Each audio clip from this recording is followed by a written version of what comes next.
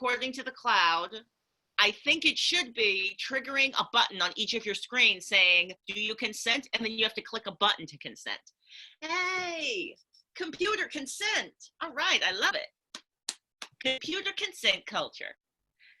Excellent. Yeah, I just realized we just had a lovely learning moment. So sound of the can. What did you just say, Peter? That was lovely. That sound can tell story. That you can create action from sound. That you don't have to see something, but you hear it. If it's recognizable, it tells us a story. And Claudia, you just mentioned the fact that someone popped a can open of a soda, and that just like you heard it, and you're just like, okay, someone's having a soda. That's great. Oh. I do think I am going to need to set up a coffee maker in my room because I just want to keep filling my coffee back up. It's probably for the best that the coffee maker's in another room and I have to stay away from it for about an hour for the purposes of this conversation. And I just got more. See, that's what I'm talking about, my colleagues. I love it. All right. So we're going to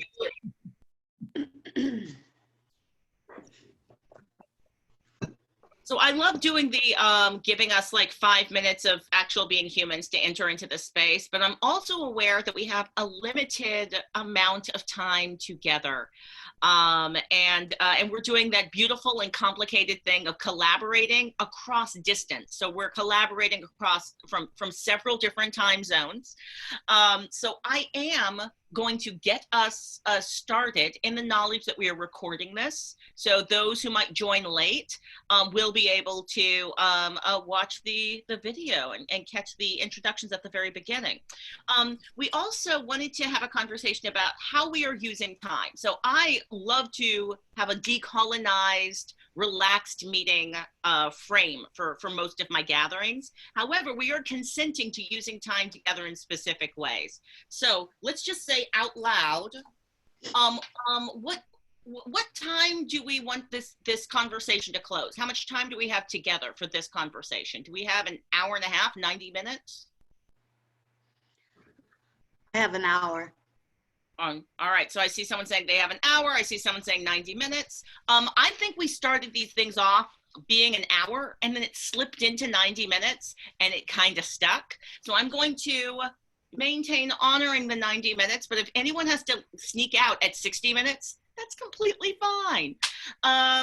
Also, we're going to invite people to introduce themselves, but let's do those introductions in like 30 seconds. And we're going to experiment with seeing like, what's that like trying to have the introductions take place in a more compressed amount of time. We're still inviting you to tell us who you are, what your practice is, where you're coming from, but be thoughtful about sharing a challenge or a discovery. We still want to hear challenges and discoveries you've made in digital producing this week. That's beautiful, interesting, great information. But maybe share a discrete sentence rather than the full story. And then later on, when we start doing our actual conversations, then we can have some exchange. I'm going to, oh, I love it. I was about to call on Sabrina, but Sabrina just dropped some knowledge in the chat saying, yes, she believes that the meetings got long because our introduction started to take up more of the time. I will say this though, your introductions are part of the point of this conversation. It is part of our practice to give everybody space to share what they're doing and where they're at. That is part of the point of us gathering. But in the spirit of making sure we have time for our field trips and other practices, let's try this out. So share who you are, where you're at.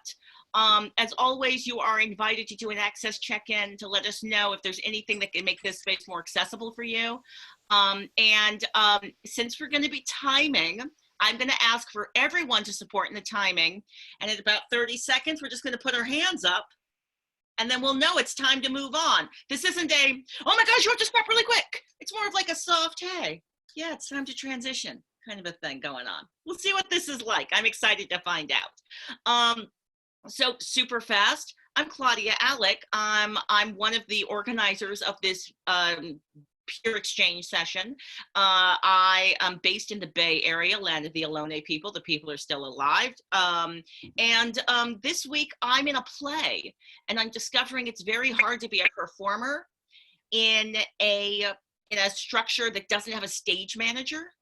And where you're expected to be your own technician and also to be your own note taker. I've just found it to be a lot, and I've been learning a lot from that perspective.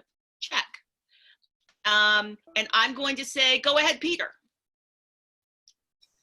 Hi, my name's Peter Kuo. I use he, him pronouns, and I am a queer Asian American theater maker. I have been, I'm the Associate Conservative Director at American Conservatory Theater. I just closed a production of the MFA show of In Loving Warcraft, which was done entirely on Zoom and live by the performers. I think that's it. How about Laura go next? Laura Ledford. Hi, I'm Laura Ledford. I'm the Dean of the College of Fine Arts at Millikan University, which is in the middle of central Illinois. And I've got theater and dance, School of Music, art department, and a relatively new department, arts technology. So I'm trying to think, we've had to pretty much postpone or cancel whatever we had going on live in the theater and in the concert hall. So I'm just looking for ideas, ways we might start thinking about how we can produce in a virtual way that isn't just Zoom. So thinking of options, opportunities, creative ideas. All right, I'm going to say, instead of me calling on folks, Robin, just go, and then BJ, just go, and people call on yourselves. You're queuing up in the chat. You're doing awesome. So just unmute yourself and go. Thank you.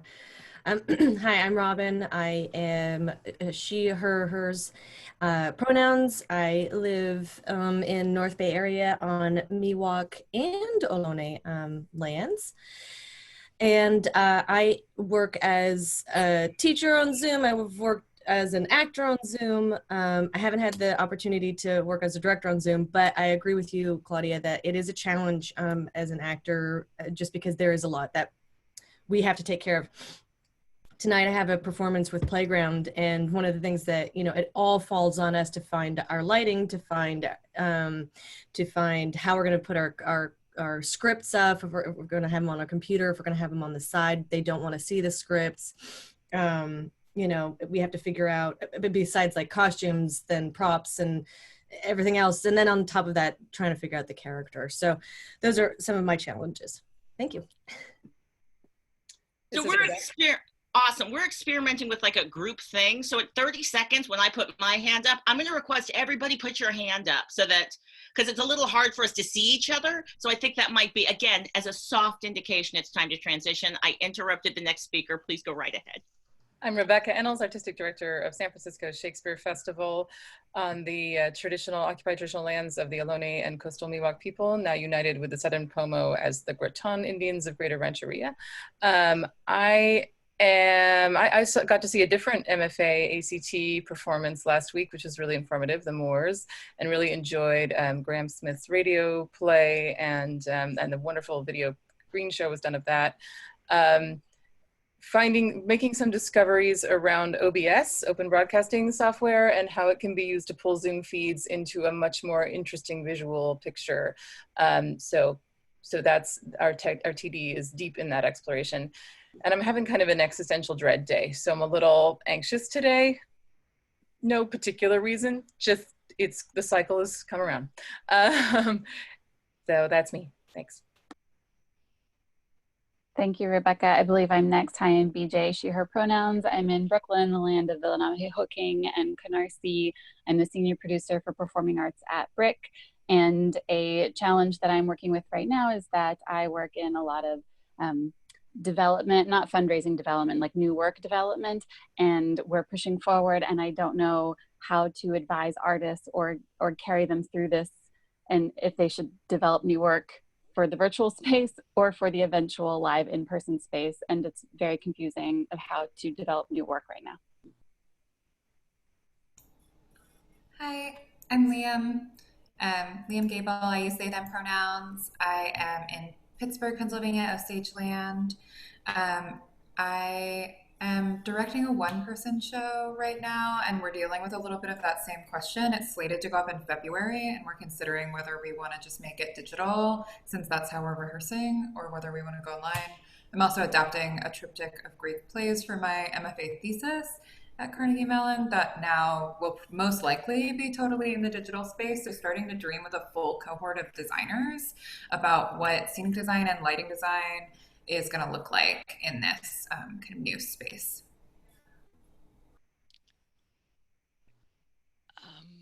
I think there's, I'm confused by the, anyways, I'm Mickey Goldhaber, lead instigator of the Bay Area Women's Theater Festival and artistic director of Rycrip's Disabled Women's Theater. I really enjoyed Snowflakes or Rare White People, which I heard about last week on this group. That was the UC Berkeley radio play by Dustin Chin.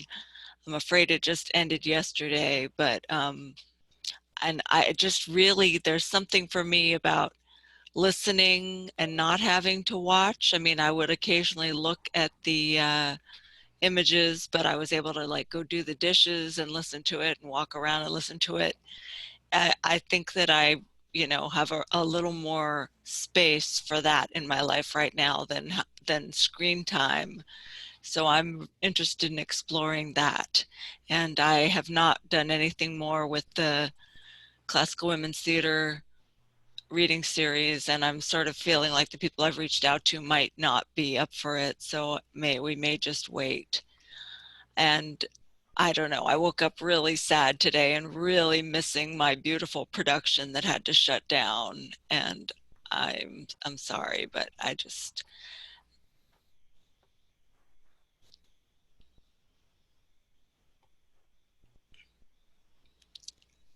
Lawrence Gonzales. I am the marketing director.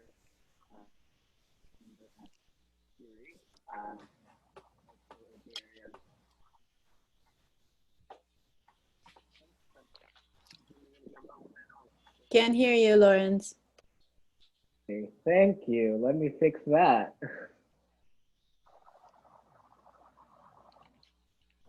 All right, maybe that's better. All right, can everyone hear me? Thumbs up. Thank you. My name again is Lawrence Gonzales. I am a marketing director and ensemble member at Fool's Fury. I'm also a Bay Area actor and director. I am zooming in from Ohlone Land and Oakland.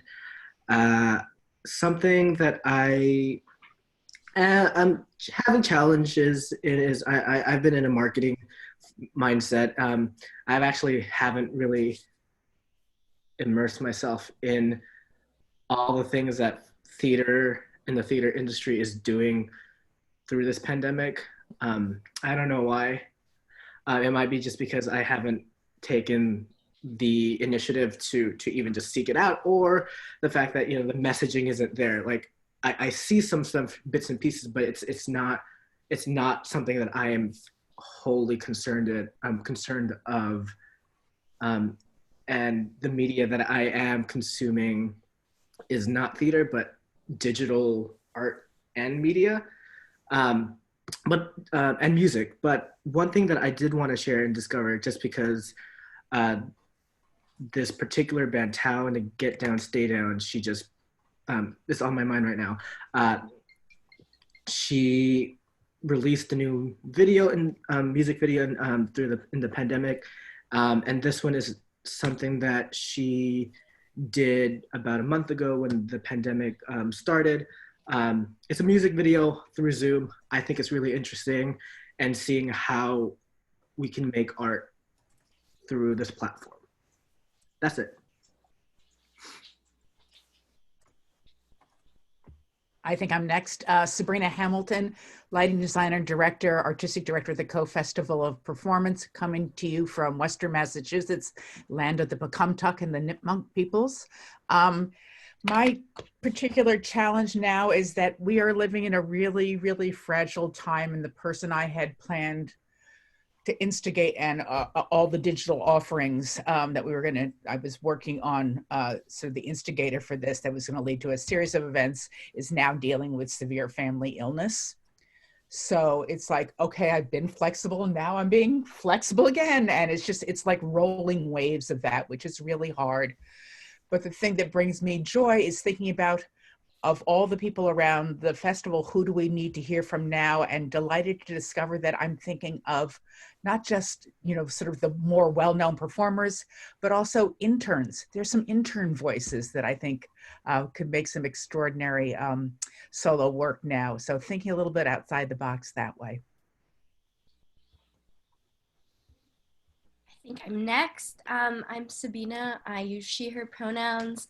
I'm in New York, which is Lenape land, and I'm a theater director and performer, but I'm here in capacity as an intern with Claudia and CUJ. And a challenge or discovery in digital producing world has been coordinating different time zones, because I work with a South Asian theater ensemble, and our collaborators in South Asia are oftentimes 12 hours ahead of us. So deciding when to have events and when to have rehearsals has been very tricky.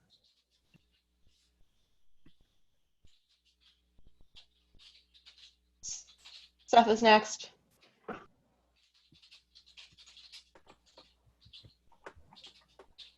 I think you're muted, Seth.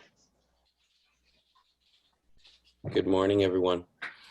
My name is Seth Eisen, and I'm the artistic director of Eisen Presents.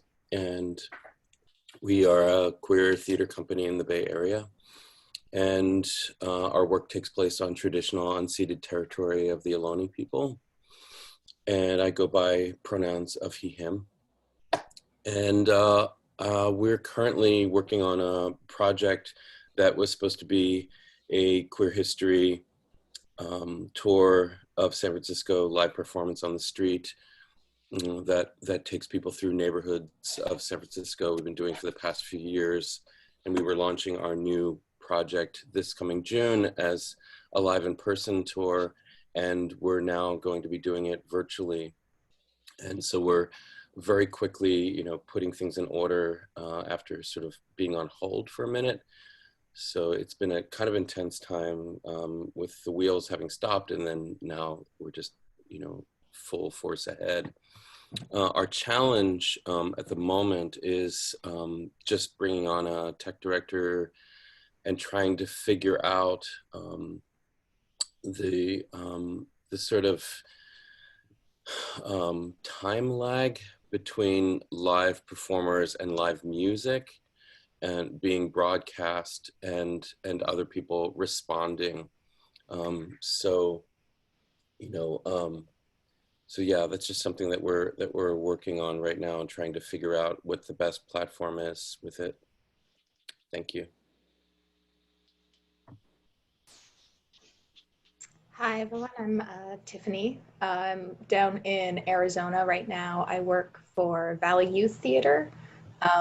The land acknowledgements I am working on, that was something just introduced to me last week. So I know there are lots and lots of sacred lands in this area. So I'm not sure who acknowledged right now, but I'm working on it. I'm here sort of because I have no idea where to start or how to digitally produce things. And I think I'm sort of the only one in my company right now that is trying to figure that out for us. We're talking a lot about special things we can do after the fact in person, but no one's really looking at how we overcome the challenges. Most of what we do is musical theater. And we work with kids a lot. So there's the musical theater challenge of how do you get the audio and the vocals and do the live stream. So I'm pretty much, everything is a challenge with video production for me. It's a whole new world I've never, ever thought about before.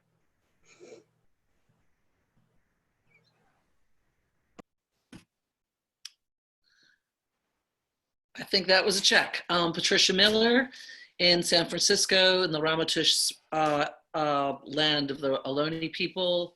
I'm a producer, freelance producer with Pollinator Arts, also with the Bay Area Women's Theater Festival. I'm a professor. I teach hundreds of people online on Zoom. I just want to go back to the old chestnut of the haptic space, the audience engagement strategies. Obviously, we've got technical design, lag time issues to talk about, but we have talked about those. And I'm really interested in this integrated experience of the audience.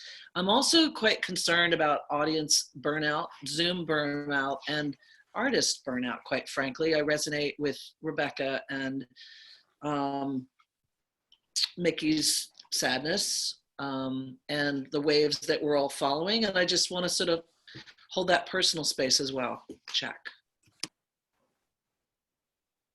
Thanks for naming that, Patricia. My name is Tanya Newmeyer. I use they, them pronouns. I'm zooming in today from Toronto, the traditional territory of the Huron-Wendat, the Haudenosaunee, Anishinaabe, the Petun, and the Mississauga of the New Credit. I have been doing some digital producing since March 14th with the Toronto Poetry Slam online, and I'm also a poet. I had a showcase in the last week that I was simultaneously performing at and being the tech person at. Yeah, grateful for the ongoing discussions here. I really am hopeful that some of the underbellies of our logistical and technical production can be something we tend to today. Thanks. Hi, I'm Tracy Takahara-Slickum. I'm in Santa Monica in Los Angeles. And I have a museum background in natural history and education. And I was transitioning into development and insurance company because dance is my passion when this all happened. So I got laid off. And I'm trying to figure out how dance can exist in this new format with a lot of the issues you've mentioned already. But I'm also really good at networking with other people of color or other populations. And so I was also thinking how I can leverage that. And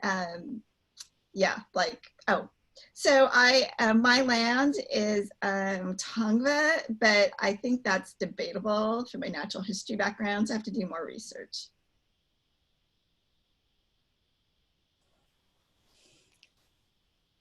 Hi, all. Kate Freer, she, her pronouns, zooming in from Lenape and Canarsie land, otherwise known as Brooklyn, as well as many other Indigenous peoples, past, present, future. I have like 3 things that pop into mind of challenges for digital space this week. The first was my first like real experience with Zoom rage. Which happened during the Theater Communications Guild conference of being on Zooms for like 6 hours straight and then being in a like space with like 100 people and just being so angry with some of the things that were coming out of people's mouth. Like, we just want things to go back to how they were and back to normal and everything's gonna be fine. And I was just like, I need to like, anyway, so I like lost a little of my filter and I think I ranted for a little bit, but it took me like a whole day to like get back to feeling like a human being again. So trying to balance more. I was also a part of a panel on Zoom during that time and it was not a great facilitator and I got really bored in the middle and found myself checked out completely and started to answer my email. And so I was realizing how participating on something like that on an online space is a whole other jam. And then also I have been participating in a few different spaces with the American Indian Community House. Hi, Tanis. And this week we did this first in a theater series. And so it was exciting, felt like being back in tech rehearsal again, or like a live show where I'm like cueing video, doing some like slides and things between each short play. But they have this really amazing space called Sacred Spaces over the weekend for like elders. And it was just something that we've been running into is like the links that we put into the chat not hot linking, and having a very complicated time explaining to some of the elders how to get their bingo cards. So that's this week. Checked. Hi, everybody. This is Shane Spalding. Good to be here again. Kate's a hard act to follow. I live in San Francisco. I moved here a little over a year ago. My pronouns are he, his, and I did a little quick research, and the Native Americans here in my area of San Francisco were the Ohlone, Chochenyo, Karkin, and I think many others. I grew up in northern Kentucky, the land of the Cherokee and Shawnee. As far as video production work goes and how it affects performance arts, I was a stage manager for about 10 years of my life, many years ago, mostly in Chicago and some on tour. And then I took about a 15-year hiatus and did a variety of things that are related to theater tech and production and special events and corporate events. Especially in corporate events, I did a lot of work with mixed media, live video, recorded video, and audio for corporate partners. But most of those events had a theater component where people would role play, and it was sort of corporate learnings and, you know, whatever you want to call it, business learnings and things like that. But I was excited to get back into theater over the last many years, and recently was working for Magic Theater here in San Francisco when the rug was pulled out from under all of us, and kind of queued up to go back working for them, but also I'm lining up some opportunities, maybe doing some cyber producing here in the Bay Area. And I think we're all being kind of getting some insights into what the public is in the mood for. I appreciate what someone said about Zoom. Okay, I guess that's enough for me. Thank you. Tansi, Nito Timtek, Tanis Paranto, Nitsigason, Naya Apigawi Gosisen, Saikitawak Nitsotsian. Hi, everybody. My name is Tanis Paranto. I am a member of the Métis Nation of Alberta. My pronouns are, from Peace River specifically, my pronouns are she, her, hers. I am currently in Lenape-Hoking on Mannahatta in Hell's Kitchen, but soon to be back in my home territory in Northern Alberta.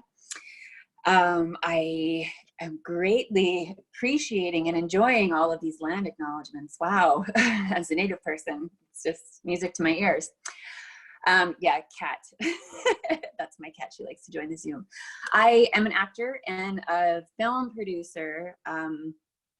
I work with the American Indian Community House here in New York. I'm their events and media manager and also run their fitness program. And have had the opportunity to work with Miss Kate Freer, and she invited me here, so thank you for that, Kate. And yeah, running into challenges with teaching those who are not technologically inclined how to use Zoom, how to view anything that we are putting out on the internet, and how to involve, because we've been doing some readings with the community house. Before this happened, we were going to develop sort of an arts program with the community house in person, but now we're trying to move all that online. And we have people in our community who don't own smartphones and laptops who are actors and normally involved in our community with the with theater.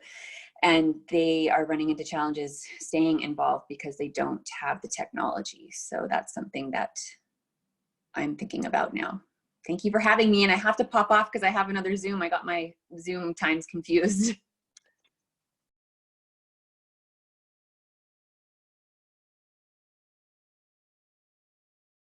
Has everyone introduced themselves?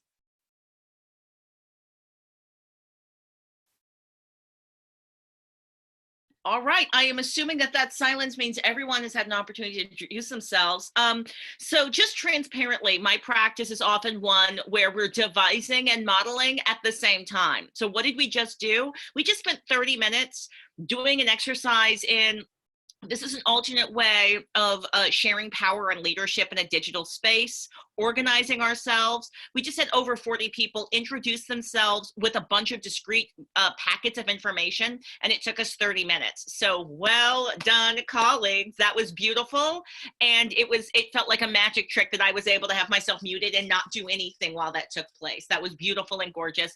And I feel like I've got, this amazing snapshot of where we are as a field, which is a fascinating exercise that we do every single week. I wrote down a lot of the questions folks brought up, but before we get into those deep dive, because like, oh, the haptics of transmedia production, come on, I'm ready for these conversations. How do we make our work accessible to those who don't share our technical vocabulary? Come on, excited about it. But in the meantime, let us begin with people sharing their discrete practices. So we invited Peter Kholoud to join us to give us a quick field trip into the production that he just produced. Since we are trying to create as much space as possible, Peter, for as many voices, we are going to try and keep your sharing as efficient as possible.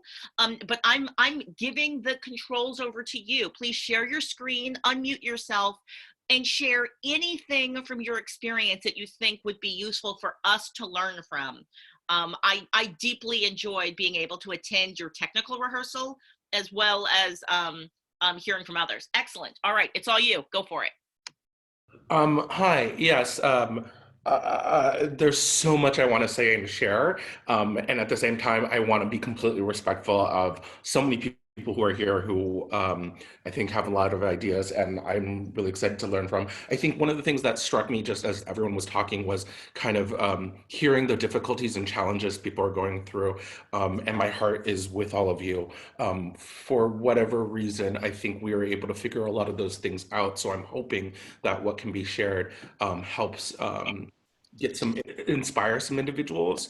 I think one of the things that I really want to focus on, and something that I've been kind of sharing with a lot of people at a lot of different things, is really a lot of this requires a strong mentality shift. We're not creating, or I am not, my intention is not to create live theater that is being presented on video, nor archival showings, nor to create film. I think what I'm starting to develop is a very distinct medium that I call live video theater, which is about creating an experience online that's communal, but is performed entirely live by all the artists, and is presented in this video format. So that's just something I really want to articulate, because I think there's been a lot of pushback that what is being created is film or what is being created is not real theater. I'm really pushing back against some of that, especially when there's this reference to the old times, traditional times, and specifically a reference that I won't name towards Greek theater, which is very Eurocentric. So there's feelings, and I get very passionate. So the show that we did was a play called In Love and Warcraft. The piece was already pretty well, because it contained internet gaming functions. It had some really interesting it's set up for Zoom. That being said, I also think that non-internet based plays can work really well in this format. Part of it is an acknowledgement of the camera and how the characters do or do not acknowledge camera, and how as we an audience embrace camera. I think that's something that's really important for us to think about in this medium. And part of the big goal that I was aiming for in this piece was, how do we share space? How do characters share space with each other when they're actually in their independent homes? So there are 3 clips that I want to share. If I really start to get to a point that's too far in time, Claudia, please stop me. Also, my colleagues and friends on this call, I invite you to help us manage our time together as well, because I'm going to be all in it. Go for it, Peter. We'll shout out if we feel like we need to move on. Yeah, please feel free to stop me. I think I was just really passionate about this piece, and so I have a lot to share. So, I think I have to go back and share audio as well. Apologies. Okay, so this first scene that I wanted to share, stop. Apologies. I'm still learning some technical things. There we go. Okay. This first scene is basically 4 characters who are playing World of Warcraft in their individual homes. And they're using the screen as if it's their computer in which they're playing the video game. But at some point we segue into 2 of the characters actually being in the same room. I wanted to stress again, this is all live. And then every individual person is actually in their own individual home in separate cities. So I'll just share this. You'd be a dumbass. Our hit points are dropping. And because of you, she's not logging on, and we're 1 man down for the raid. She'll log on, okay? She's mad at me. She's not gonna punish the guild. Yeah, right. Right. Yes. Chai, you're online. Oh, I am not talking to you, Moldrock. Azareth, Dragnathor, what's our status? Okay, trash is pretty much cleared, but we're totally out of pots and the boss is in the shadows. Ready, check, passed. Pulling boss in 3, 2, 1. Baby Chai, look, I know you're mad. I screwed up. Hey, what the hell? Ouch, Moldrock, it looks like you took a pretty bad hit. Look, I'm sorry, okay? I'm sorry, I really am. Chai, I'm trying to access the emergency vault. What are you doing? Fuck, I can't get into the vault either. No, baby, don't do this. This is a mistake. Oh, now you're telling me what to do about face? Moldrock, Tony, don't stand in the fire. Don't stand in the fucking fire! Ah! Fuck, great. Moldrock's down. He's dead. No, what? Chai, heal me. Why don't you ask Brenda to heal you, bitch? Are you literally kicking me when I'm dead? What? Go to her dorm. What? Go to her dorm room, now! Tell her the speech I wrote for you word for word. I don't remember. Bluetooth it! Bluetooth now! Battle resing Moldrock. Boss going into phase 2 in 3, 2. Chai, what the hell are you doing? You know what? This game is stupid. Chai, I know you're hurting, but we don't have to stick to the rule, okay?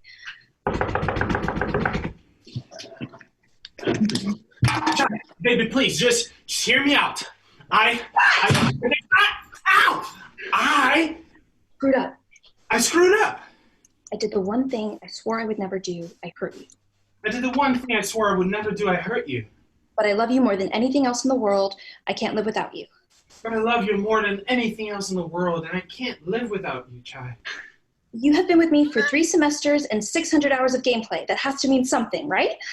What? Oh, nothing, sweetie. Keep playing. That has to mean something, right?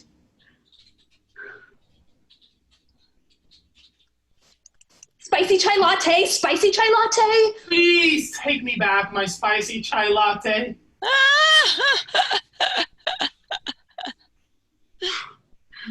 Oh, Tony, I hate you.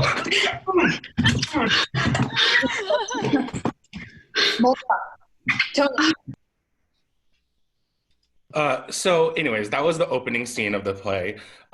We established that people are first talking to their computers and that they're video gaming because there's an acknowledgement of the computers and they're chatting with each other. But then we had an actor go from one space to another virtually, simply by never showing them, but having their voice be heard and having the other actor be aware of the visual presence of the other person. So that is a very specific scene that is starts in a virtual world and goes out of it. I want to share another one that I feel like is really key as far as like there is no start in a virtual world. There's an attempt of just having the characters' individual camera devices being on, that's much more voyeuristic, and that we're not aware of what's going on. And this ends up being a 3-person scene where all 3 people are in the same room, but once again, they're actually in their individual homes. I just feel like this will be really interesting and helpful to see. It feels so full right now. You know, like, I write about it all the time, but I never, like, realized that it actually feels like, it just feels like, we'll feel.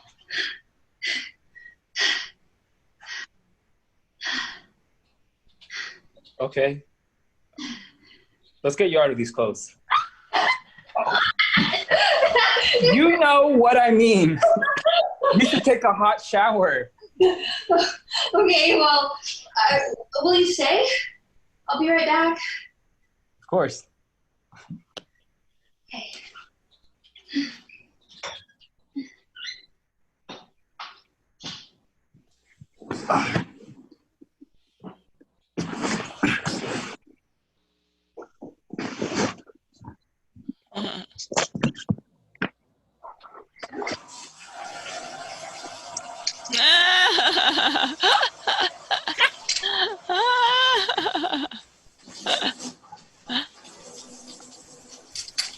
Also, just a shout out, look at the top. Dragnathor going live. Yeah. I'm on it, folks. Here to rescue Princess Azareth or the Guild. Ah! Hey, whoa!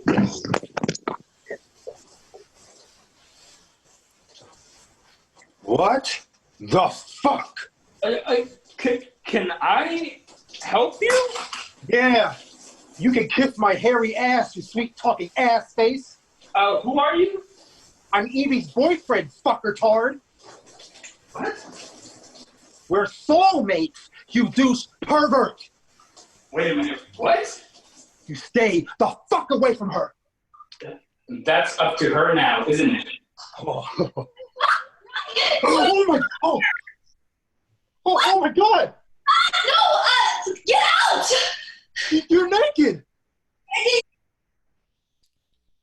Great. And then I don't want to play another clip, but I just want to show you one more visual, which is at one point the characters were in a movie theater, and this is how we created that experience, was darkening all the spaces and then basically having them talking together as if they're in a movie theater. So, I just wanted to share that kind of situation, hoping that is helpful for people to kind of be able to witness and see what we were able to do. Once again, the whole thing was live and the actors were performing in their individual homes, but we had just kind of choreographed the whole thing so that they were changing costumes, shifting sets, shifting their camera angles, and talking to each other as if they were in the live space, in same spaces, but they were in completely different spaces. I don't know. We're not a super formal gathering of human beings. So I just want to invite folks, we've got a little bit of time if we want to have a little chit chat, back and forth, conversation, questions. We've got a little bit of time for that. Also, if you noticed something where you're like, oh, this connects to my practice. I saw you do this, Peter. I do something that's like this, or I solved this problem differently. Those kinds of comments are also welcomed. So I see folks like physically, I'm gonna do the thing where I call on folks. I'm resistant to it. So I see Tracy's hand up. I see Patricia's hand up. I see Rebecca's hand up. And I'm going to ask for Danny and Kholoud's support in, and I see Lorenza's hand up in support in managing time and making sure everyone actually gets to speak. So go ahead, Tracy. Tracy, you're muted. Tracy, you're muted. I'm sorry. I love this. It was so creative and wonderful. What I'm wondering though, I mean, we can't do it, but I wonder if somebody remote could actually edit the images. So like in the movie theater, could you have them all lined up or their screen? Like, I don't know. I'm not a tech. May I interrupt? So I think that connects to someone on this call was talking about using OBS. So OBS is the way to do that. And Peter, do you want to share at all about how you manage, because you used Zoom, but there's a couple of layers. Do you want to talk about, was it webinar? Was it the regular function? Was OBS involved? Yeah, so we didn't use OBS. We used the webinar feature so that all the audiences who came in, we controlled a little bit more of what they saw and how they saw it. We controlled that people didn't see non-panelists if they didn't have video. We were able to control that they were seeing everything in grid view. So they were seeing all the actors at the same time. And then by controlling when people entered and exit, we also controlled how they saw the order of people appearing on the screen.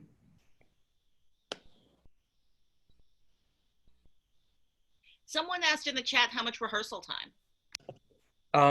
So the play is a 2-hour-long play with a 10-minute intermission, and there are 6 actors in it, and so it's a pretty big feat. But we ended up having about 4 weeks of rehearsal with about 22 hours each, because the students are also in a training program.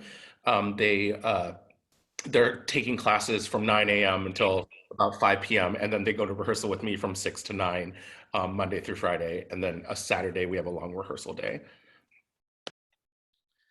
So my question is related to the last answer, perhaps, but it's about the order of the frames, because it seemed to me like you directed specific eye line as you would in film, but in the alignment that I just saw, there wasn't a great match. I gotta say though, I absolutely loved it. It's like head and tails above most of the stuff that I've seen.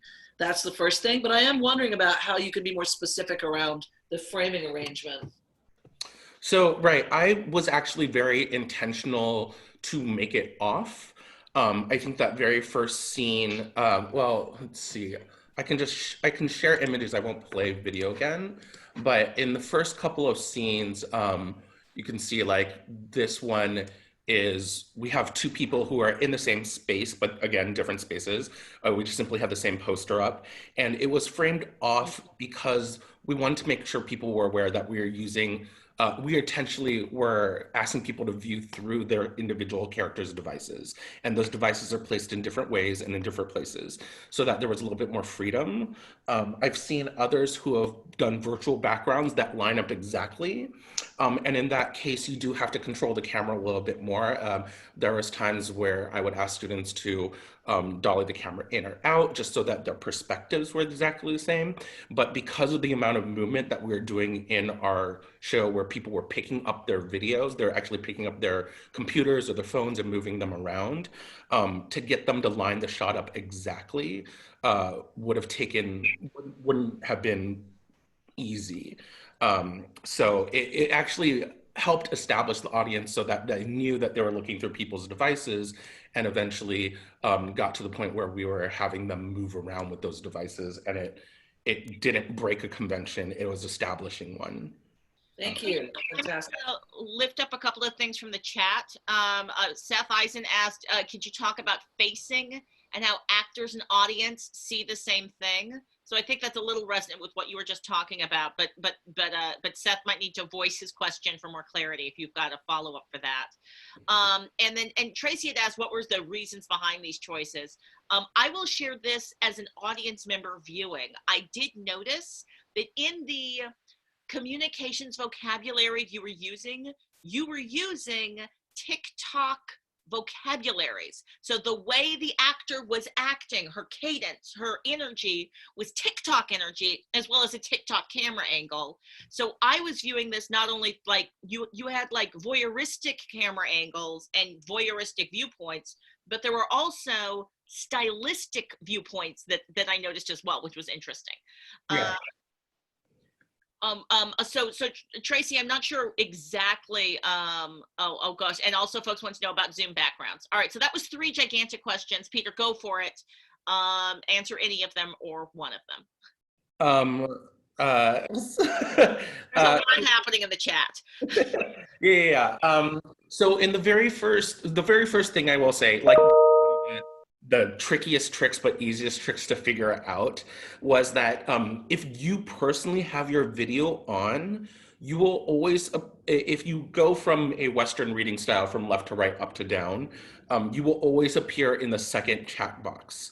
So when you're on, you can never actually see how everyone else is seeing your screen. So when I would take myself out, I saw what the audience was seeing who didn't have a video up. So the student actors always saw a skewed version, and so they had to trust what I was telling them. The videos also display in that similar Western reading style, left to right, up, down, as the videos come on. So if you want certain people to be in the top left corner, they have to come in first. They have to enter their video first, and then it's in order after that. So sometimes we'd have people leaving in one section, and then we'd have, in order for the videos to line up correctly, we would fake that a glitch happened, that the video would go out and then come back up after someone else brought their video in, so that they would be correctly lined up. So if you do it well enough, it's pretty seamless. We had about 3 of those in the show, and most people, when I mentioned it to them, friends who talked to me afterwards, they said they didn't even notice. And so that's kind of how you figure out these, what I call screen staging, the screen blocking versus the camera blocking and the actor blocking. I forgot what the other questions are. I'm so sorry. No, you're doing an awesome job. Like, people's questions have been about, you know, how you did your staging, how you made your set design choices. Like one of the things that I think you need to say, you said this implicitly. These are all students, and they're located in the same city, so you were able to deliver matching things to them. Were Zoom backgrounds at all used, or was it all practical? Was it all practical set rather than Zoom Yeah. backgrounds? So for me, I think Zoom backgrounds can work depending on the aesthetic of the show. This show was very intentionally made to be not of that. I didn't want the audience to be aware of the Zoomness of it, as far as like that digital aspect of it, as much as it of cameras in a certain way. I think virtual backgrounds can work if you can do it quickly enough just to create space, or also if you can do it in a way that is acknowledging of the virtual world the characters are in. There are a couple of plays that I have in mind that I would like to do that utilize virtual backgrounds. On the other hand, so there was a mix of a couple of things that we did. Everything that was sent that was originally made was through Amazon. So we would buy the same posters and send them to the same actors. Sorry, thank you. So that they could have 2 of those same posters up, and then I just worked with the set designer to align them. And then one scene where all 3 actors were in the same apartment, I had a painting that I originally painted, and I painted all 3 of them. And then I had my friend Danny, who's here, go out and deliver them socially distanced appropriately to the actors. And so they hung them up in their apartments, and we just staged the way where they were hung up and how we did the camera angles so that people can align themselves to that one painting.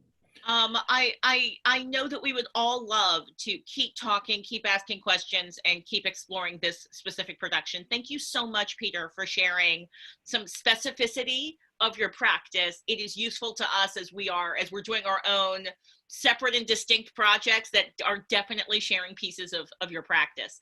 I would love to move us on to just a quick reflection on the Theater Communication Group's conference. It came up in the introductions. A few people during their check-in mentioned that they participated. Just by a physical raising of hands, or perhaps a digital raising of hands. Maybe you could just indicate who actually was a part of the Theater Communications Group conference, who experienced some of that. Just getting a quick visual survey and witnessing, maybe about a third of us. So not as many as I was anticipating. So we can keep this sharing short, maybe just a couple of quick observations about what that was like and any learnings we observed. They used the Mighty Networks app to create sort of like a digital staging ground that was the equivalent of like the tables they usually have out where you pick up your packet and like find out where people are. It was also that was, I think, supposed to sort of be a space where we could chat with each other and have that kind of back and forth exchange.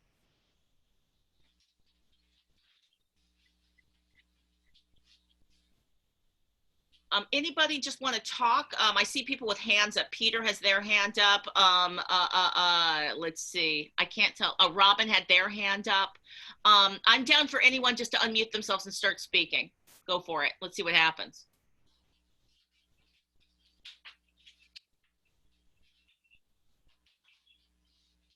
Or Tiffany could just talk. Go ahead, Tiffany. I took my hand down. Sorry. I was sort of trying to figure out how to lower hand, but that didn't work. I feel like I may have a different perspective than a lot of people. I've never been to an in-person conference. So TCG's virtual conference was my first one. And it was, for me, I think it proved very inspirational. Lots of different ideas. It's been a long time since I've been in a space sort of like that, where everyone is sharing and creative and vulnerable. It's not really part of my regular world anymore. And it made me realize I kind of miss that.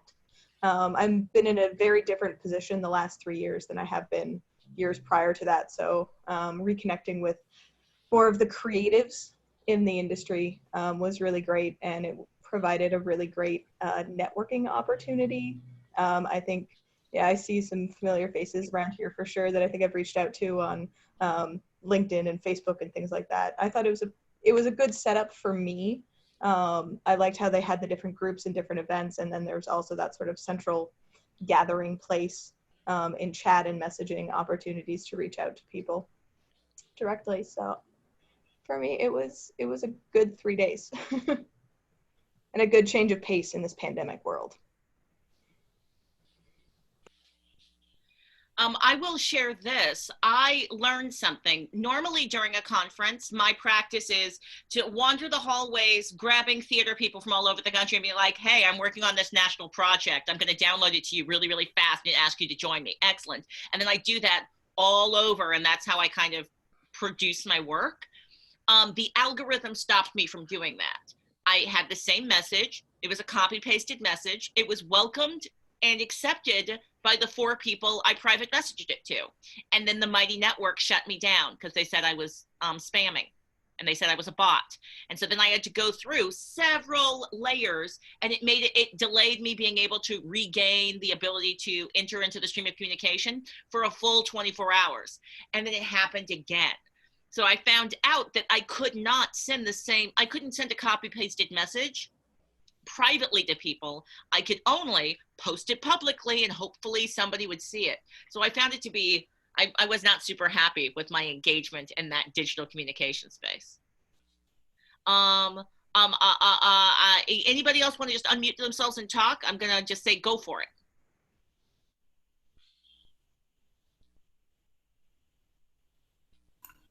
I would just maybe second what Kate was talking about in the introductions. I found there to be some real highs and lows in terms of like how people are thinking about this moment and thinking forward, and the degree to which people are considering accessibility now and also as we move forward. And some people might be able to leave, but other people might not, and how people are considering or not considering the safety of artists in those conversations.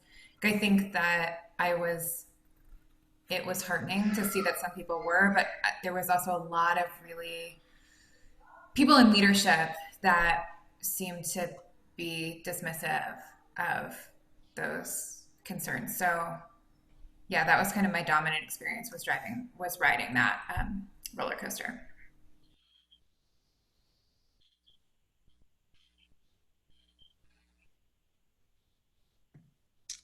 I will say something because I had a very similar experience, and I had a lot of strong frustration for leadership in organizations who predominantly are still employed and basically throwing their hands up and saying, well, the artists, sorry, we're at a time where everything's freezing because live video theater is not the same experience. There was a lot of shaming of that, which I thought was really problematic. And it basically told artists, I felt like the feeling was, artists, sorry, you're stuck, but please continue to donate to our theater so me as an administrator can continue to work and get paid, and let's not create opportunities for artists. I was really frustrated about that. And I'm speaking as someone who's an administrator who happened to be very lucky enough to continue to keep my job, but I believe that there is a form, it's not traditional. I sit in my seat and I watch you on your stage. Like, it's so frustrating that that is the only way. It was so elitist, and it was so, yeah, I believe this form is accessible to people with technology. And I think there is an acknowledgement that there are people without technology who don't have access to screens, cameras, or Wi-Fi, that is something we have to address at some point. But I think entirely poo-pooing digital video theater is a real problem. Because it's making it harder for those of us who are exploring this platform to be taken seriously. Well, and there was some interesting conversations. I'm realizing that my experience at these conferences is radically different because I tend to drive the conversation for the rooms that I'm in. So we talk about, like, let's vision for the new future. I don't have time to have a conversation about the old world. Let's talk about the new world. But some of the challenges we talked about were the current financial model that theaters use is one that motivates them to make the most selfish and institution centric choices. So it's a complicated thing of human beings individually being beautiful human beings, but them all like lockstep making all these choices that are about valuing the institution over the individuals, creating models that make sure the institution is made financially whole, but the individual has actually lost income due to sweat equity. So I'm deeply interested in how we, as transmedia producers, producing in IRL meet space, digital space, and all the spaces in between, how we're creating the circumstances to make sure artists are not being exploited, and we as producers are not trying to serve you can't serve two masters. So how are we actually serving the art and the artists and not this weird capitalist nonsense? I'm sorry, I just went on a spiel. Somebody asked a really good question in the chat, and it was, during the TCG conference, what are some of the ways that we combated Zoom fatigue? I'm gonna open that up to everyone and just say, hey, how are we all dealing and navigating with not only the ways we are individually combating video conference computer screen fatigue, how are we doing it for ourselves, and how are we doing it for others when we're gathering in space? Like, are there things you're adding to your meetings or your rehearsals or anything like that? Again, I'm just going to tell folks, unmute yourself, just talk. We're I'm going to unmuting myself. Hi, Claudia. I'm super interested in this question because I'm actually working on a rehearsal schedule to start in about a month for Lear. And I'm just like, I just gotta Peter all the love for defining what this is, this video theater thing, for not getting freaking nostalgic over white centric, Eurocentric theater norms that we have an opportunity to break. All kinds of feelings. So anyway, I'm trying to devise a rehearsal schedule and just working out like the feeling of needing maybe longer breaks for people that actually, and there was a great article that I actually shared last week about like taking some time on the phone, and that actually can allow your imagination to engage.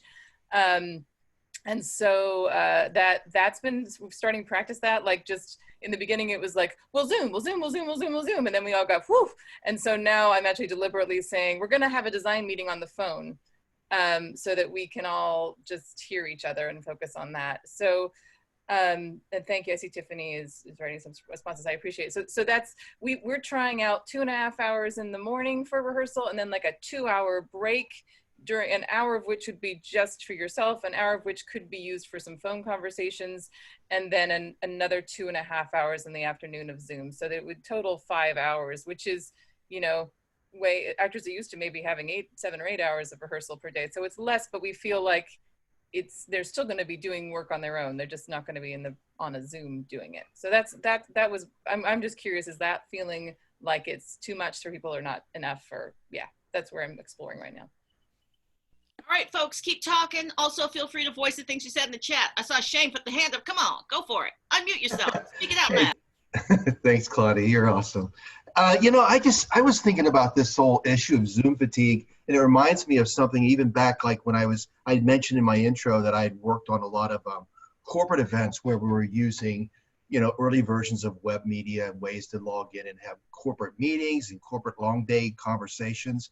And I'm biased when I talk about it because I see a lot of theaters now quickly assembling product and putting it up online, but not thinking about lighting, sound quality, consistency in our screens. And Peter addressed this, and it looked like they did a pretty good job on the fly with limited resources. But I'm biased as someone who comes from a tech background, who still cares about the actual quality and content of the art. And Zoom fatigue, I think in large part, is when your eyes have to keep adjusting to different qualities of light and sound, and it wears you out.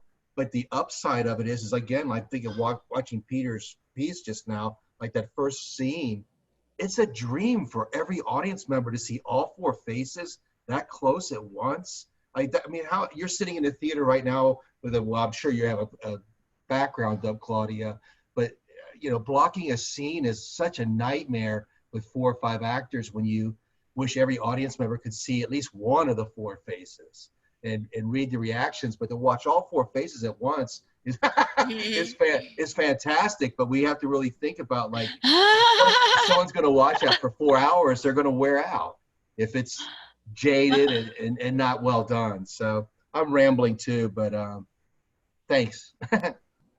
Well, I think that some of the things that we're talking about are in real life. You change your focus and your body movement naturally, right? Like I'm listening to you in the room, I'm listening to you, my body is moving, oxygen is flowing. Like these are just like natural things that keep my body healthy, right? On a computer, I'm actually focused really hard here and my body's frozen in an unnatural position and I forget that I have a body. It's a thing that I've learned how to do. I forget that I have a body and I just become my eyes and my interaction. So it's really useful when people out loud say things that remind me that I have a body and that I should move it. It's super useful when folks give me permission to literally just walk outside of the frame. Hey, I'm still in the meeting. I can still hear you actually. You don't need to see me performing engagement for me to be engaged, but I need permission to know that I don't have to do that. So I love all the things folks are talking about. If you can see what I'm doing, if sitting still just really is hard on my body. So, I mean, if I'm in a classroom, I'll be moving around and I always, give a disclaimer, but I've just really tried to figure out how at the computer I can keep moving. And sometimes the wheelie chair can be your friend for that. I just have to move, have to shift my eye line, have to close my eyes. Claudia, what you're saying about permission to do what Michaela is demonstrating there, and Alvin Ailey behind my background here is hopefully encouraging you to embody yourself a little bit more. Peter, you answered a question about educating the audience, so this is what to expect, is we are expecting to have the experience through the lens of the character's own cell phone, and Claudia recommended the TikTok style. I think educating is a really sort of top-down crappy word, but sharing with the audience the expectation that we're in a shared space. There's maybe 50 of you, maybe 100 of you out there, or in the case of the Sondheim disaster, 60,000 people, which dwindles. That we're in a shared space and there's different rules about that. And that's what I want to keep coming back to. How do we engage an activated audience? Tanya 2 weeks ago said she leaves the unmute button. She'll open up the unmute at a laugh point at the end of the spoken word slam in Toronto. That's one technology. Or methodology. I'm wondering what else people have found in terms of engaging the actual audience experience. Hey, was anyone part of the artistic director, managing directors, TCG? I'm looking for the awesome thing that Lisa Q Mount shared in that space. All right, y'all keep looking. I'm going to be distracted while I try and find the awesome thing she shared with us that allowed us to make a word cloud together and engage. Peter, you had some really cool audience engagement stuff happening inside your webinar, and you were very thoughtful about that. But everybody keep talking. I'm going to look for the thing. So I'm going to address a couple of things that I think people have said that we tried and was successful for us. It may or may not be successful for you. Within the first week of rehearsals, I noticed actors needing to stretch and things like that, or having a difficulty focusing. And I immediately kind of acknowledged that and said, look, move your cameras if you need to stretch, lift it up, stand up and move around. If we can still kind of see you, that's totally fine. Don't When we were doing table work and some actors were engaged because we were talking about their scene and others weren't, I gave them permission right away. Like, if you need to work on something else, do it. As long as you can hear us, I know that you're engaging. And if we need to grab your attention again to talk about something that feels relevant to you, that's great. So it gave them an ability to not stare at the screen, not to do exactly what Claudia was talking about, present like you're listening, present like it, because we've come into a generation in which certain people can multitask, and if they can, it actually helps them to focus, to multitask, to be either doodling on something else or working on something else. I know I focus better when music is in the background. It's just a thing that I need to be able to focus, because it takes a part my it just starts exercising a part of my brain that distracts me a little bit from not thinking about a million of things at the same time while I'm trying to work. um, and then we had a live chat in our show, and it was excellent because people were responding to what they were seeing. They actually started setting up hashtag teams for the different boyfriend potentials that the main character had. And you can feel the laughter in the space. You can feel the audience reaction. And at one point, I actually got worried because the entire chat went dead silent. And I thought we had lost the audience. And then someone finally said, I love how the chat is so quiet because we're so intensely invested in the tension between these characters right now. And so everyone else is like, yes, I'm riveted. I can't say anything. And so it was just this really interesting moment of like silence. And it made me also believe that we can defeat this notion, I'm not going to mention specifically again, but there was a video in which someone said, there's the study that people's heartbeats sink in the live theater. And I believe that's true. And then this person also proceeded to say, this doesn't happen when viewing video theater. And I rebuke that. Where is that study? Because I felt the audience go silent. I felt their collective breaths being taken in that moment. And again, I think this falls into this kind of elitist idea that only people can experience that in live theater. I also think that we have an opportunity to reach a generation who's used to this, a younger generation, to then get them excited for live theater, to then be able to go to live theater. Just because movies are now streamable, people still go to the movie theater. The industry is still alive. Same thing, people can listen to music at home, but they still go to concerts. This medium is not going to kill live theater. It will only enhance it and get us to a younger audience and more people who don't have access to regional theater. Sorry, I go on rants. Thank you, everyone. Peter, there's a question in the chat that someone brought up. Could actors see the live chat? And can you talk about how that was for them as they were performing? So we initially tried it where the actors saw the live, like they just saw like the little pop-up that said people were chatting. And first they said they were okay with it, but it was a little distracting. What we found out is if you pop out the chat video window and then just move it in the corner, you don't get the notifications anymore. So all the actors just did that, and so they didn't know what was going on. Although I would say between scenes when actors weren't on screen, a lot of them would jump in the chat and actually join the comments at times or just respond to things, which was for them, their way of hearing audience laughter. It was their way of hearing the audience was engaged. Because they knew that they were performing in silence for them, and they just trusted that the work we did was working, but being able to see it, I think, helped some of them as well. Thank you for that, Peter, because that's one of the big questions that keeps coming up for us is how do we not distract the actors with whatever commentary is going on, but how do we give them the energy of laughter and gasps and applause? And I think there might even be an intern whose job is to like just share the encouraging comments that might be coming through on because we're talking about actually streaming to Vimeo or YouTube, but where the actors wouldn't be looking at the feed, but they could get from an intern of like, hey, you just so you know, you're doing great and this is coming up, and just give them some feedback, which we as artists so appreciate in the live form. I saw a comedy production this week where the set of comedians all kept their cameras on, and they kept themselves unmuted so that as they were laughing, you could hear the laughter. So it was sort of like a live laugh track, but it was a curated, like it worked really, really well for that particular format, because I've seen comedy in Zoom fall really, or even just on video production, fall really flat on its face without that kind of interaction. So I think it seems important in that medium in particular. I'm going to talk back to the definition of theater, because I've seen that come up in our conversation last week, and I think it's a really important point. That's going to be a long discussion for us, but I would just add that coming from spoken word, like, we live in that space. Like, people are like, poetry, are you writers? Are you part of the literary canon? No.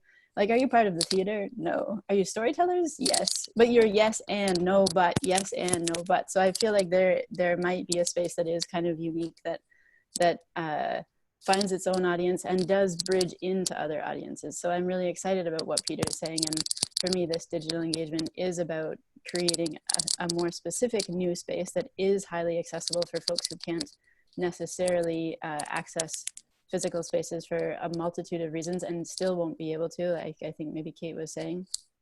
And we were talking about a little bit last week in terms of accessibility. So I just want to lend my enthusiasm to like living in this messy in-between zone. Because I think trying to define ourselves right now is premature.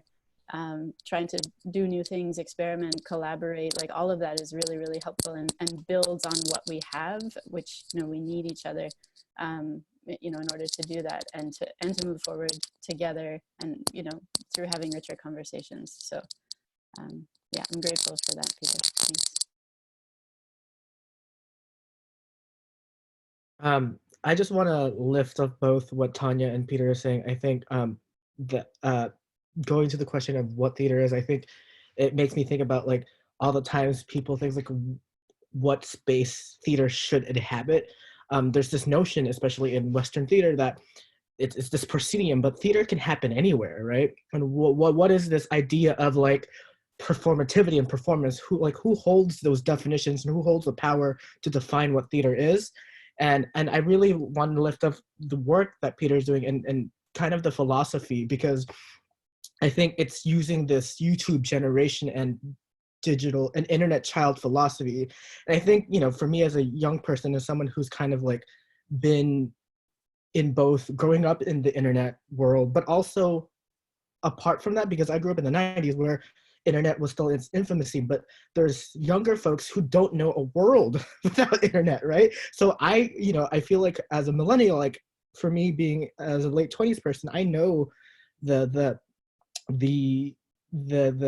value of both physical and digital space. But I think, I wanted to point out what Peter was saying about this live stream. It made me think about like, that's really cool, because it's like live streaming comments, like, in the YouTubes, people comments, and that's a really good way for audiences to engage with content makers and content creators. And there's a lot of content creators that engage in a meaningful way without having to talk in real time. But there's something so interesting to be able to perform and come out of performance space and still engage and connect in a real and live way at the same time. And that's just all very, very interesting things. And I think that opens a whole lot of things on how you can do that both, digitally and physically. When I was working at Berkeley Rep, we tried this whole live tweeting thing. And I feel a lot of theaters try live tweeting and in taking it from a conference setting into a performance space. But, it's a very hard thing, because, the cell phone in a theater space is a big no-no in theaters, right? So, but what does that even mean to even have a physical theater digital thing while watching theater? Like that's in the streaming world, people do that constantly. People tweet while they're watching movies and Netflix, like binging Netflix. But why can't you do that in theater? So those are like things that I want to like lift up and bring up, and questions that I want to put forward for this group. Thank you, Lorenz. Yeah, I see folks doing the hand clap signal. And also they were just like physically co-signing, being like, yes, yes, yes. I think that, we often think about what we've lost in terms of the beauty of physically embodied exchange, but we also have to think about, like, there are opportunities that we don't get. Like, I'll be honest, I had the most pleasurable audiencing experience when I was at the Toronto Poetry Slam, because for the first time, I could chit chat with every single audience member about the lines of poetry I really liked. In the physical space, you can't do that because you have to do it out loud and it's rude. So you can only do it by writing on a piece of paper or the napkin at the table with just that person you're at the table with. So I loved being able to do that. So that's, there's some exciting new frontiers for audience engagement, which is awesome. In our last 10 minutes together, I want to acknowledge that we've got so many amazing human beings in this conversation, and you all have so many amazing and beautiful practices. And we, of course, are doing this very casually and instinctually. Kholoud and I just decided to start holding a space. So we're just doing this for the love. So please contact me if you would like to get more involved in terms of helping to organize, manage the space. If you'd like to get more involved in terms of, oh, I'd like to share something specifically with the group, we can schedule and make sure we've made sure there's time carved out for that. Because you've all been invited to join us or have joined us for very specific and beautiful reasons. In our last 10 minutes together, I wanted to pivot and indulge in a short sharing about a project that is not about the digital producing land. Although in this new age, digital producing is going to be a part, even when the project is physically embodied, digital producing will be a deep part of that engagement. So I'm pivoting and giving the microphone to Kholoud to just share a little bit about curbside theater and where it's been. You shared with us, like, I want to say like 6 weeks ago, we have this wild idea about a new way to do theater in an age of pandemic. How's it going? What y'all up to? Oh, thank you, Claudia. Yes, we just finally announced it. A few weeks ago, a friend of mine reached out to a couple collaborators and said, I have this crazy idea, which is, what if we do curbside theater outside of people's homes? We live in Fayetteville, Arkansas, so that's possible in this kind of landscape. So we started doing that. Thank you. I think Claudia is sharing our website. And we've been devising the content of the piece. We tried to look if there is content that already exists that we like, but honestly, nothing felt right. So we're devising new content for the project. And we just released that publicly. Yes, we're saying it's like pizza delivery, but better for your heart. It's one of the lines we're using. And we're also saying it's a theatrical care package. So we're really trying to grab that power that theater has and bring it individually to households. Of course, one of the challenges is we don't want to make it, in order to make this possible for us as artists, the pay for the household, the one household would be too high, so it would be really inaccessible for people who can't afford that. So we released a fundraiser on Fractured Atlas, who's our physical sponsor. And we're also in a time where we live in a state that is opening up. We didn't want to be like, let's open up the country. So we're trying to do all the rewards in language that supports the stay-at-home language, like Masked Legend or yeah, exactly. There is a social distancing star, or stay at home, quarantine hero, or stay at home champion. So we really wanted to target this with the messaging, stay at home, please be safe. And it's a really, it's been a fun and interesting ride to even try to discover how do we stage it. Now that we're creating content all via Zoom, but now that we want to put it all together in one space, what does that look like? Balloons and yarn are included. So we're even trying to think of like maybe color-coded yarn for each actor. Like I can touch the red and blue and green. This actor can touch the white and yellow and whatever. So we're not touching the props and not sharing the same elements. And we're keeping the distance. We're keeping 15 feet at all time between audience as well as the actors. It will probably be 2 actors at a time with a stage manager in car, blasting the sound from the car or a sound system. We're trying to discover that. Awesome. Any questions, other folks on this call that have about this alternate way to develop, create, and distribute cultural production in an age of pandemic?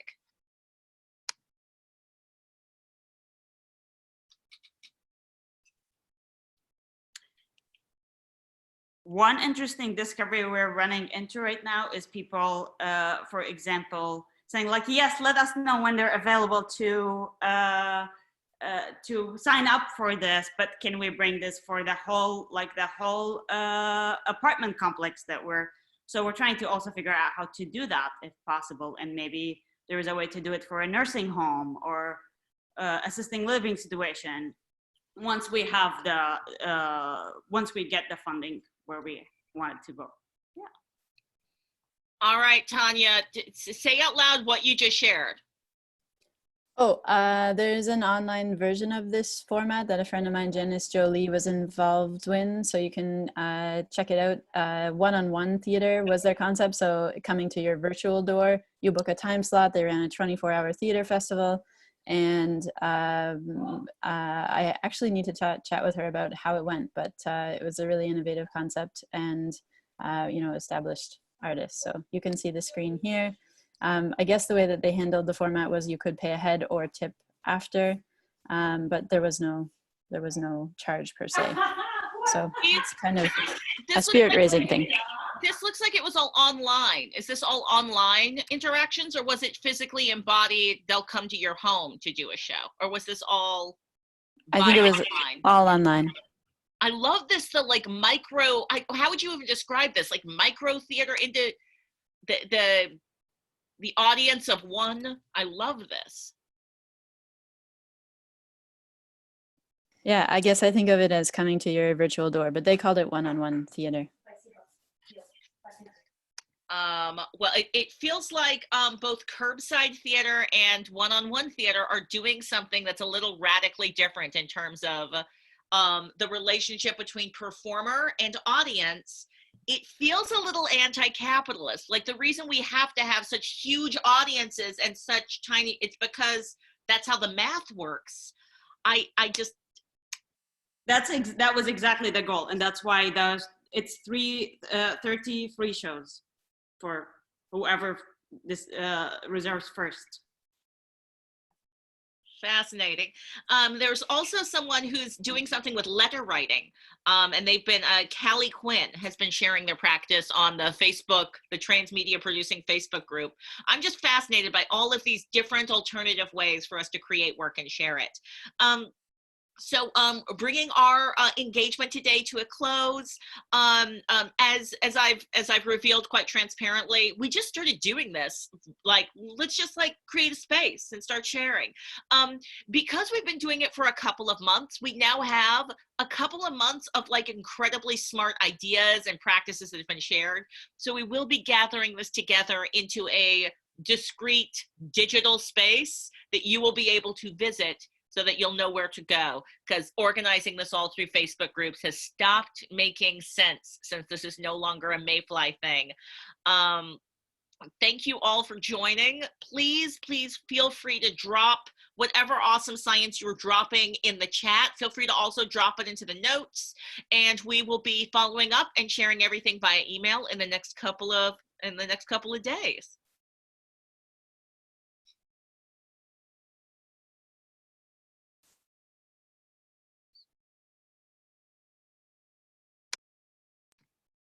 Oh, and as always, I'm going to stay on this call with my co-producers so we can do a quick homework. This is what our next steps are to prep for next week.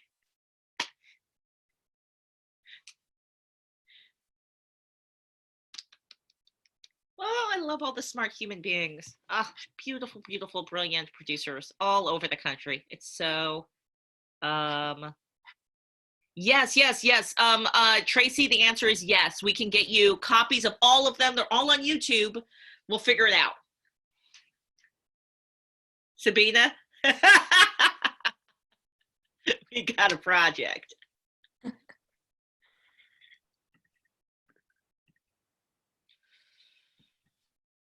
Oh, okay. All right, so my next step is to create the Facebook group. So I'm going to do that now. And we're still recording, but I feel like it might be really, really interesting for others to observe us doing the final steps of this is how you produce a, wow, 8 messages in my Facebook. Okay. So I'm going to digital and transmedia in the age of pandemic, session 8. And then I go to edit. And then there should be a button that says, oh, wait, no, that's not the right button. Boop, boopity boop. Duplicate event. All right, I've duplicated the event. And it's session number 9. We fixed it in the Zoom. So now it has the correct time zone. And the Facebook has the correct time zone as well. Once again, the Zoom, for some reason, decided to put us in Central Time rather than Pacific Time, which made some folks confused. Go away, Peter. What's going on? He just now realized that like we weren't talking anymore, that like we were doing posts. I was like, oh, this is like the business part of what's going on. Yeah, exactly. Like that's how it works. That's exactly like you're invited to, you can join us. And for some reason, I decided to keep recording it so that, the public, the other, 10 to 15 people who were like, what happened in that meeting? I thought it was a post-meeting like hangout, just like, okay, so just hey. And then you guys are like, they're talking business. Okay, I'm gonna go. It totally is, but also, yes, go live your best life. Thank you so much for joining us. It was such a pleasure. Thank you. Thank you for asking, and I'm really glad it was Danny's. Thank you all, much appreciated. So glad you all are doing this. Thank you. Hearts, take care. Oh, and also, since you are also a lovely producer and smart educator and awesome brain, feel free to give us any feedback on, I thought this was awesome in what you're doing in your practice. These are things that could be done that would make this a more awesome practice or whatever. And you can share those now or later. The information is super broad and open. I'll share some things off the top of my head that I was just thinking. I think I'm always mixed about introductions because I want to hear from everyone all the time, but I also know it takes up so much time, and it's just one of those weird balancing things because there are so many things that people said that I was like, oh, I want to know more about that, or I want to learn about that. And I think what's unfortunate, but I think needs to be, I'm not saying, it's more of this is a sad reality, is that I think so many people are in a really depressed state right now. And I think that needs to be voiced, and it needs to be said, and it needs to be heard. And I also am hoping to be able to help people get out of it by living in the positivity and pushing that forward as well too, without shaming people for being in that state as well. And so I'm noticing so many convenings of artists that I'm with, there's that heavy sitting in that, and there's a lot of time spending sitting in that, which can be helpful to a degree. So that was just something I noticed, and I was kind of reflecting. What did the 5 seconds or the hand signal for folks to wrap it up and move on, how did that feel as someone who's never participated in these meetings? I really liked it. I feel like some people forgot what it meant. Totally did. Or there are some people who came in late who didn't know. And I think it's a really respectful way of also being be aware of the space you're taking up. I also appreciate, Claudia, when you messaged me privately and it's we should move on. I'm like, yep, great, let's move on. So I was really grateful for that. Well, just want to do a shout out and affirmation to Danny. Thank you so much. Your support in terms of keeping folks rolling during the introductions, that felt really good. Your awesome thought leadership on Sunday when we were going, oh, this is what we think we can add to the introduction to help us maintain the exercise of doing an international temperature take survey, but also get through it and not have it take up the entire time. Yes, very useful. I thought that was Yeah, so I changed it in the notes a little bit. So in the agenda, I think that, we'll do whatever. I added something in the third that someone was talking about in terms of like stretch breaks, but I clarified some stuff. It was like access needs, what you need to make this a comfortable environment, hand raising technique, and then the land acknowledgement website, so that we can just like put it in every so often so that people aren't like, I don't know what's happening, so that we can like give them the tools to do better. Having people queue themselves up and having them manage that themselves, I feel is the best way to do it. So it's like, if there's a pause, it's because you weren't paying attention and didn't know. So I feel like I'm loving like the speed and smoothness that people are introducing themselves. And I'm like, that's a complicated emergent performance that we craft every week. So it's lovely. All right, so I made the Facebook group. Y'all know next steps for downloading video. Peter, you can bounce whenever you need to. I love where I'm just like, you can leave, it's fine. I'm just working. How was note taking? Did that feel like we did a good job of note taking? Did that feel okay for folks? We might, I think yeah, sorry. I think I was taking notes. There was like a couple of people taking notes at the same time, so I think it was very expansive. So we really have like a, Awesome. And we got through all of the things we wanted to get through. Did we feel like we spent less time? Did this feel more focused and like we had a real conversation this week? All right. Yeah. Absolutely. Awesome. I think too, like, as Peter's talking about, there are a lot of individuals who are in a very depressive state. And I think one of the issues that is coming up is that we do a lot of Zoom conferences, and then like there are many Zoom conferences that are devoted to depressing states. And for me personally, I would really prefer to do a Zoom conference that doesn't have a depressing, like just one guy, like out of the like 7 that just one, like, and I feel like this week we really hit on that. Like we didn't do a conference that was like, and now we're gonna sit here and who knows what we'll do, and like life might suck, and just like an hour and a half of us just being depressed. And I feel like this was very much like focused, like theater can get better, these are what we're doing, like this is better, like we're teaching you. And so but personally I feel like it's better. I do want to say this though, I think it's a value, like I really respect the fact that we have a really human space that's designed to allow people to not have to perform perfection or to perform being okay when it would be insane to be okay. Like we're in the midst of a global pandemic and a field-wide economic meltdown. I appreciate when someone's just like, I don't have any answers and I'm freaked out. Like that's where I'm at. I'm like, thank you for saying that, because then that allows me to know that I'm not alone in those feelings. Totally. Yeah, yes to every single thing you've just said. I think that what we did was we allowed space for people to be able to share it, but we didn't indulge in the moments, and we were able to actually do the things. Loving working with you as a producing team. Y'all are rocking my world. All is good. I sense that I should let y'all go. So that we can go to our other digital spaces and do the other things we're supposed to do. But thank you for a wonderful meeting today. Do we all have clarity about what our next steps are? Oh, I did have one last question. We had clarity that we wanted Peter to join because Peter's production just ended.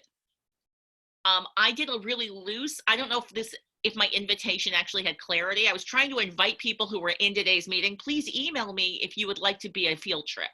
I don't think I said that clearly. But if there's anyone that comes to mind to you in the next couple of days, I think it's best practice to try and confirm anyone who's really going to share practice hard. If we can confirm them earlier in the week, that feels best.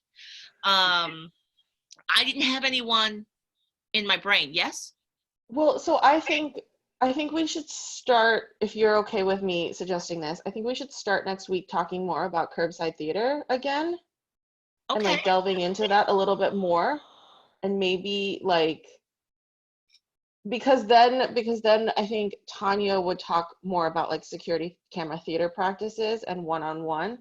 So like, because we did very, very brief like field trips to those websites, but maybe if we start there and be like, remember last week we talked about curbside theater. I know Tanya was bringing up security camera theater practices. Maybe then we can talk about like micro performances and then like move, because we haven't had anyone volunteer yet. Yeah, I'll be honest, it feels like early days, but go ahead, Kholoud. I'm wondering if I should include in the email the invite to people, like confirm the offer that you said, Claudia, which is like, if you have something you'd like to say, please let us know so we can create time for that.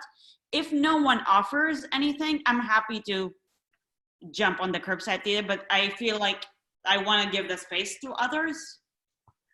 I love that instinct. For me, I actually do want to return to curbside theater. I just think curbside theater needs to have a couple of iterations of doing it in practice before we return and really hear like what it's like. I really want to hear what it's like, but I'm like, oh, I think you need to do it a couple of times.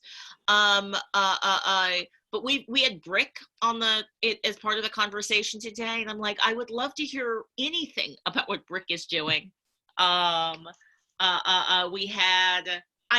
We had a bunch of folks on the who are part of it. So yeah, yes, Kholoud, I think that's a really smart idea to restate the invitation. Thank you. All right, colleagues, I'm gonna let you go. Send you good vibes. You're doing awesome work. Thank you so much. Thank you. Thank you, everyone. See you soon. Well, I recorded this entire thing, crying out loud. I wonder if anyone's actually going to watch the entire YouTube video where they're like watching this piece, where I'm just like, you watched it, you win a prize. The prize of feeling really good about yourself. That's it. The prize of getting your theme in first.